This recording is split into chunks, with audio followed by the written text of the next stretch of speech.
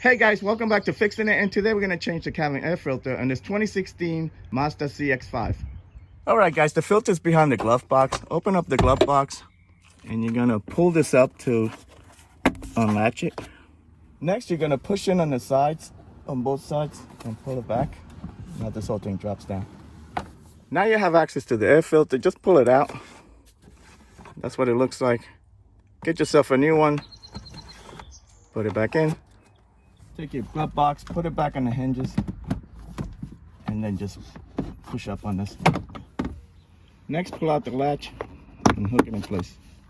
That's it. I hope this video helped you out. Like and subscribe. Talk to you guys later. Take care.